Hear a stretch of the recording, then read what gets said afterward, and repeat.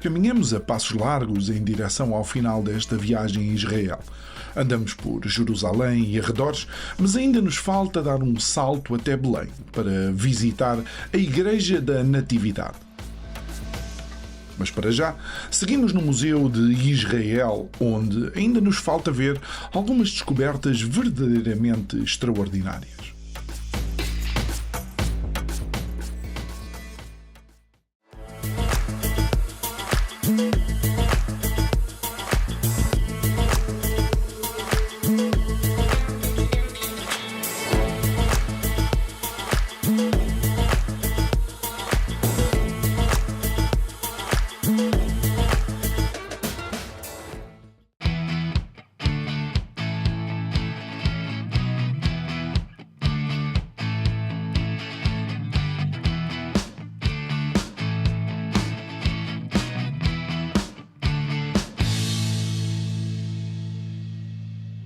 Bem aqui existiu o Palácio de Herodes.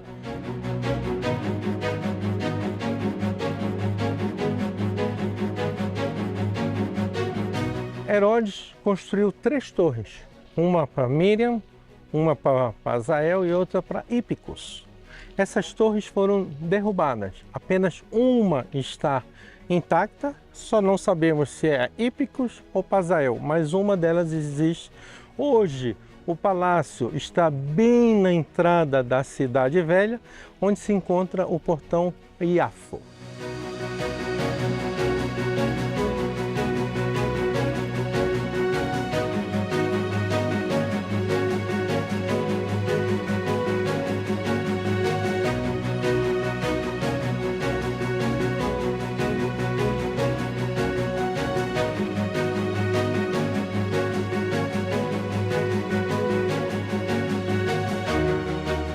Do lado daqui, nós podemos perceber o paredão. Este paredão, apenas um pedaço dele, nós chamamos de Muro das Lamentações. Por que chamamos de Muro das Lamentações? Porque os judeus se lamentam de terem destruído o seu grande templo. E somente um pedaço desse muro está acessível. Por isso que nós não podemos, nós temos todo o muro existe, mas está cheio de construções lá na Cidade Velha, então eu não tenho acesso. Apenas um pequeno pedaço que ele está acessível a todos. E reparem que ali seria o que nós vimos ontem como a sétima estação. Sétima estação, Jesus cai pela segunda vez. E logo na sequência você está vendo umas pedras, estão vendo as pedras em volta? Ali seria o Gólgota. Ali é onde foi achada a pedra em forma de caveira, Gólgota, onde eram crucificadas as pessoas, fora das muralhas da época de Jesus. Esta área toda era o que nós falamos ontem, um terreno baldio. Ele sim foi crucificado fora das muralhas.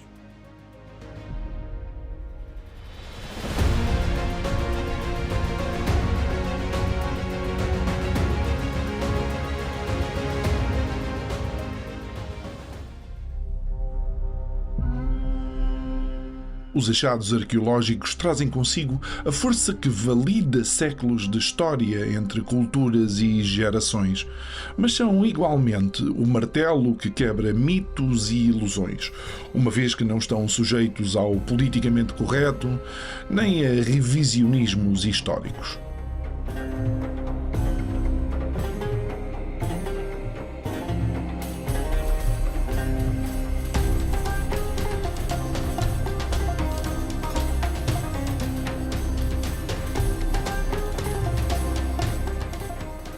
Aqui, no Museu de Israel, em Jerusalém, nós vamos encontrar, de facto, a primeira confirmação objetiva de que esta é a casa de David. Quando olhamos para esta pedra, vemos as inscrições e na quinta fila, a contar do fim, numa zona inclusive onde vemos aparentemente umas letras um bocado mais claras, diz a casa de David. Ou seja, aqui encontramos a confirmação arqueológica de que estamos numa região e que estamos na casa de David.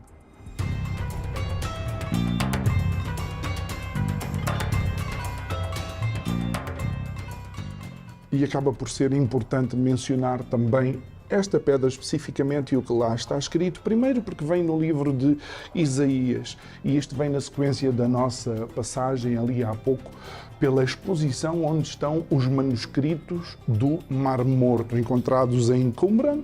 Aliás, se você acompanhou um dos nossos programas anteriores, com certeza viu as imagens dessas cavernas de Qumran. E porquê especificamente esta pedra? Porque é o livro de Isaías, que foi encontrado completo nesses manuscritos. E aqui nesta pedra diz, no ano em que o rei Uzias morreu. Isaías 6.1, mais uma vez, uma comprovação histórica, e isto faz todo o sentido. Quem sabe qual é o processo científico que anda paralelamente com a história sabe que isto é como se fosse ouro sobre azul para a história que é contada de um povo. Mas isto leva-nos para uma situação talvez um bocado mais paradoxal, porque muito daquilo que nós ouvimos é que esta terra pertence a um determinado povo, nomeadamente o povo palestino. Mas aquilo que vemos é que já existia um povo judaico, assentamentos, não digo, mas verdadeiras cidades e uma civilização que se identificava religiosamente com um Deus. E isto vem comprovar que, de facto, a passagem deste povo por esta terra é a história e a vida desta mesma terra.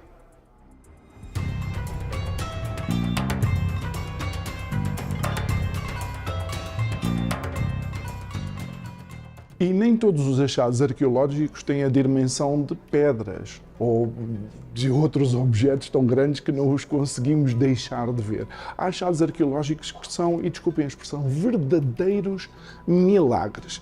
E neste caso temos aqui uma série de selos reais, de escribas que vêm mencionados na Bíblia e que foram encontrados, e vejam bem o tamanho, eu vou deixar aqui a minha mão para vocês terem. Eu acho que há comprimidos mais pequenos que estes selos reais. Mas isto demonstra, de facto, que toda a história da Bíblia acaba por, num determinado tempo, talvez, no tempo de Deus, ser comprovada precisamente com estes achados. Não sei se vocês se recordam da nossa imagem da reconstrução do muro por parte do rei Ezequias. E esta é precisamente uma das comprovações históricas daquilo que aconteceu. O rei Ezequias, que na altura era o rei de Israel, neste caso de Judá, decidiu que os impostos que tinha que pagar à Síria, que dominava naquela zona, eram impostos injustos, e ele decididamente não queria pagar mais esse imposto.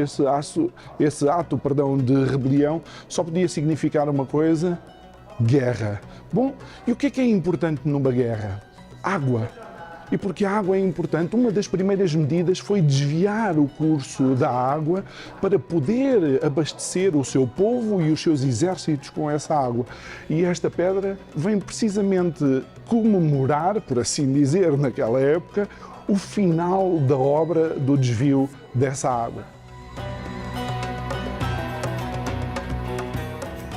A água era de facto um bem preciosíssimo dado a sua escassez e o clima destas paragens.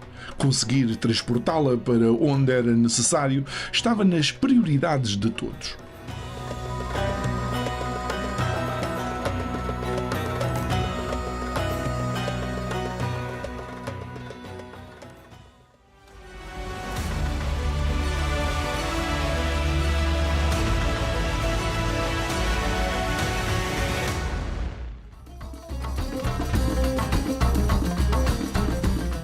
Ver a maquete de Jerusalém ao longo dos tempos foi bastante importante para enquadrar muitos episódios da vida de Jesus. Mas o Museu de Israel guardava ainda muitas surpresas.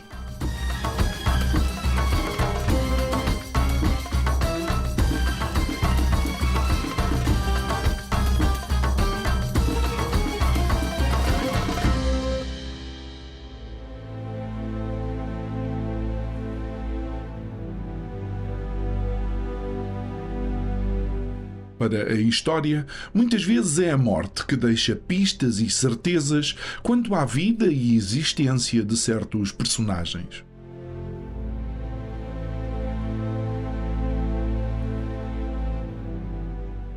Nós estamos aqui no Museu de Israel, que é considerado uma das enciclopédias vivas mais importantes do mundo. Tal é o corpo de achados arqueológicos que comprovam tudo aquilo que é história desta região e daquela época.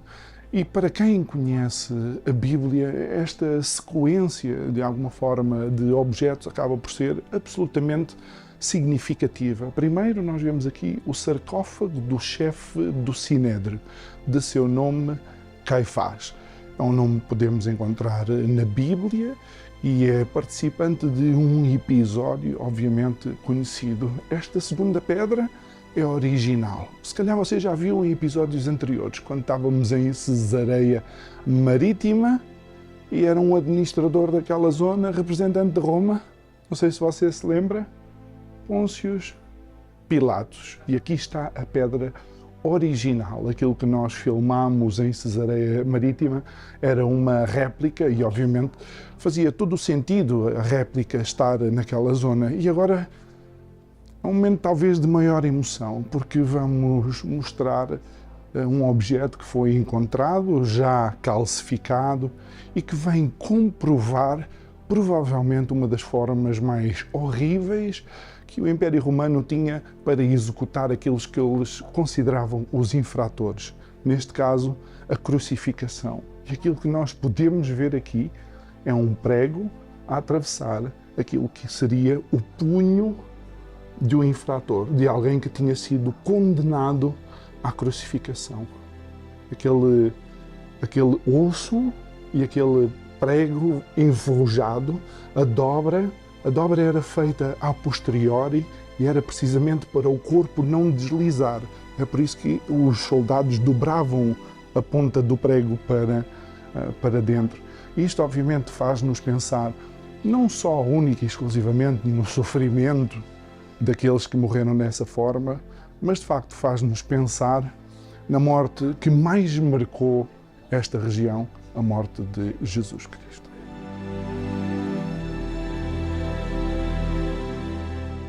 E sim, a história está repleta de crueldade por todo o lado, mas a morte de Jesus não foi política, foi sacrificial.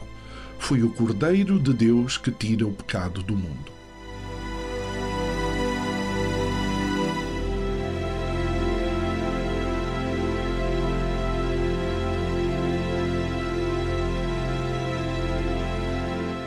Na maquete, eu comentei com vocês que dentro do museu tinha uma pedra que comprova que era proibido não judeus entrarem naquela parte onde somente judeus podiam entrar, com perigo até de morte. Esta é a pedra original, o que comprova a existência do templo desde a época de Jesus. Não se deve estranhar o facto de muitas destas descobertas estarem incompletas, uma vez que tanto Jerusalém como o templo foram destruídos e reconstruídos diversas vezes. Esta outra pedra aqui também comprova que ficava um homem em cima do templo para tocar a trombeta, para indicar o horário que entrava o sábado, o Shabat, ou as festas judaicas. Então, mais uma comprovação arqueológica mencionada na Bíblia. E esse aqui era o templo que nós vimos lá fora, a maquete.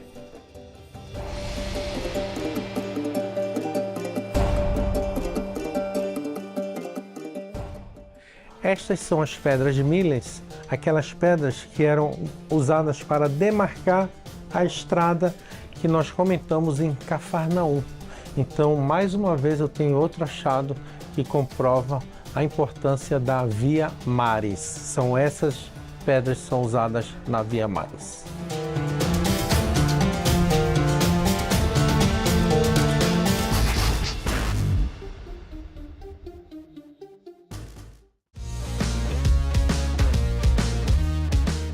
Saímos a toda a velocidade para Belém. São as últimas horas em Israel.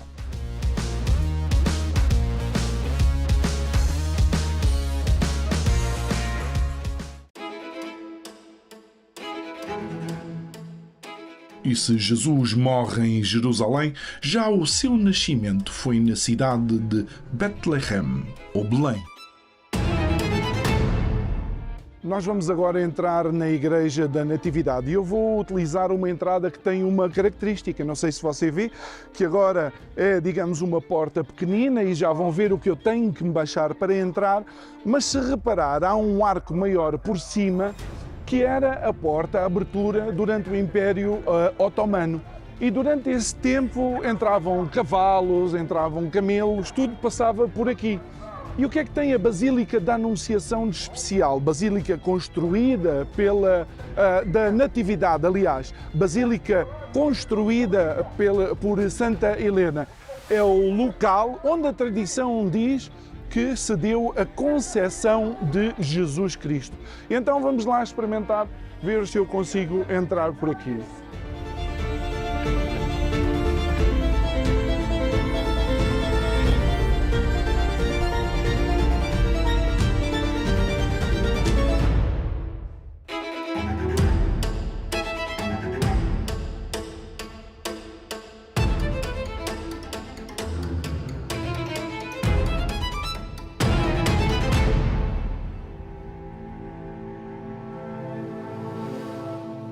Então, meu nome é Nicolas, eu sou cristão da Cia Belém.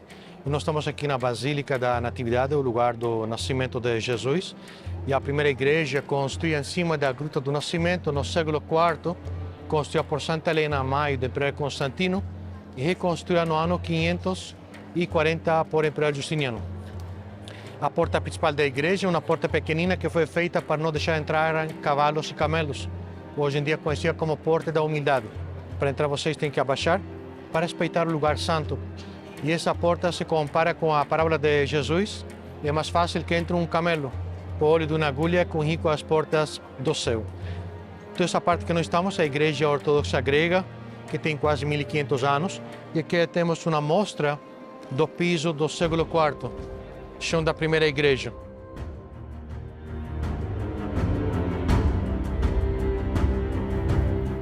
E a igreja foi construída em cima da Gruta do Nascimento, onde temos na gruta uma estrela que tem 14 pontas de prata e tem escrito a estrela em latim, Hic de Virgem Maria, Iisus Christus natus est.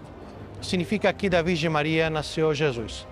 A estrela que marca o local do nascimento de Jesus, e na frente onde Jesus foi envolto em panos e deitado na manjedoura. E aqui a parte de acima temos mosaicos, época dos cruzados, pintura de ouro, de ovo e madre perla que vem do Mar Vermelho.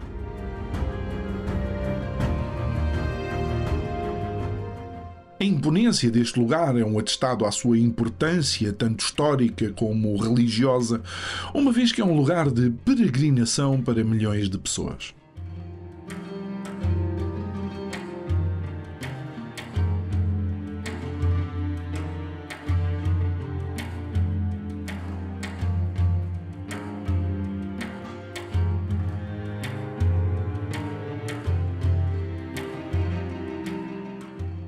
Este local é onde nasceu Jesus Cristo, uma estrela de 14 pontas, onde representam as 14 gerações de Davi a Jesus e 14 gerações de Abraão até Jesus.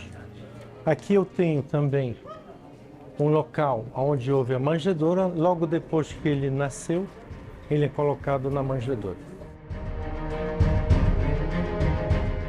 Obviamente que temos que deixar alguma margem no sentido em que não existe uma prova definitiva que é o lugar exato do nascimento de Jesus.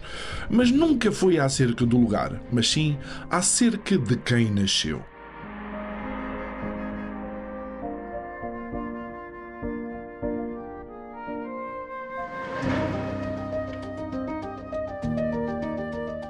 Nós estamos em Belém. E nesta gruta, o Papa Damasceno solicitou a São Jerônimo para traduzir a Bíblia do grego para o latim, o que nós vamos conhecer como a Vulgata. Ele ficou 23 anos nesta gruta, traduzindo a Bíblia, que nós conhecemos hoje como Vulgata.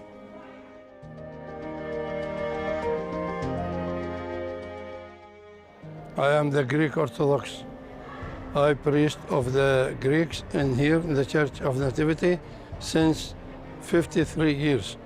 We welcome all the people from all over the world, whatever their religion, Christians, Muslims, Jews, we welcome everybody. We receive him and we welcome him to this holy place in here.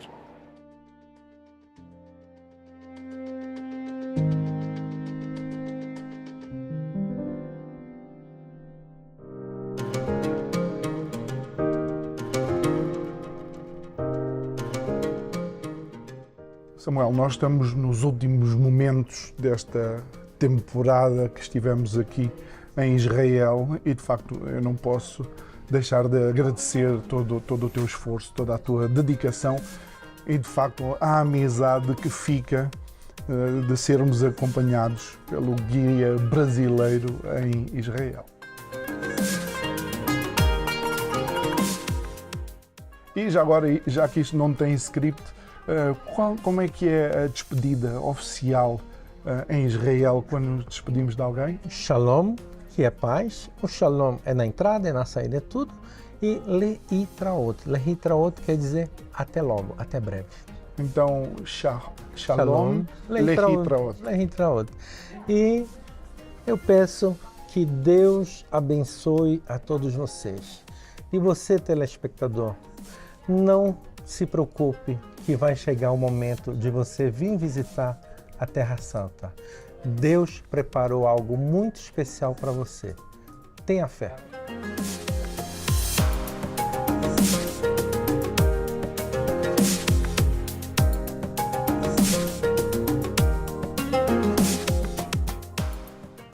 Estes são os nossos últimos momentos em Israel, uma viagem que impactou não só no sentido espiritual, mas também no sentido cultural e humano.